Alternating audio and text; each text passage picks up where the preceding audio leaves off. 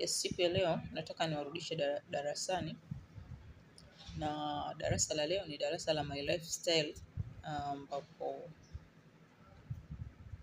mwendeshaji wa kipindi cha leo ni mimi Yasinta Magabe, na siku ya leo tunaanza na darasa ambalo linaongelea mambo yatakayo kufanya kufanikisha malengo yako, lakini nitakuja kukuelezea pia na mambo gani ambayo yanasababisha wewe ufanikishi malengo yako. Tutaanza kwanza kuongelea lengo ni kitu gani. Lengo ni ndoto ambayo unaiota.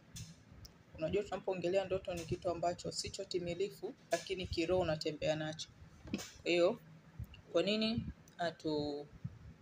hatufanikishi malengo yetu, na kwa nini tutafanikisha malengo yetu? Nitaongelea, ni mambo ni mengi, lakini nitaanza na kwa nini hatufanikishi malengo. Kitu cha kwanza, kuna kukata tamaa. Kukata tamaa, watu wengi sana wanapokuwa wanataka kutimiza ndoto zao,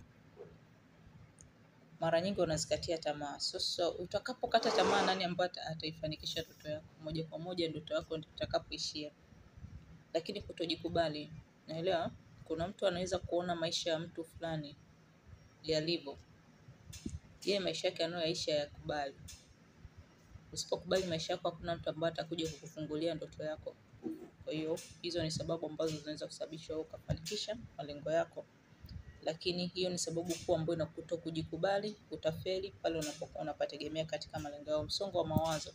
Tunapitia dunia yenye stress nyingi na mawazo mengi, dunia ambayo inakuwa na challenge nyingi, unaelewa? Sasa katika hizo challenge tunazopitia, zinatakiwa ziweze kutufanya sisi kuweza kuimprove katika hatua fulani. Sasa watu wengi wanachukua in negative unapopitia changamoto fulani, msongo wa mawazo, kwa unaweza ukajikuta anabadilisha direction ya kile na akaona kwamba hafai. Na ndio kwa maana nakwambia, ukikata tamaa na kutokujikubali, lazima moja kwa moja msongo wa mawazo utakuhusu na utashindwa kufanikisha malengo yako. Lakini kutojituma kwenye maisha, hata kama hujafanikisha ndoto yako, wewe endelea kujituma, jitume sana. Sasa usipojituma moja kwa moja huwezi ukafanikisha. Sasa kama hujitumi katika kile kitu unachokiamini, nani atakuja kujituma kwako? So moja kwa moja hii ni kitu ambayo inasababisha watu wengi wanafeli. Lakini kutojitambua, kwanza tuongelea matano, alafu nitakupeleka katika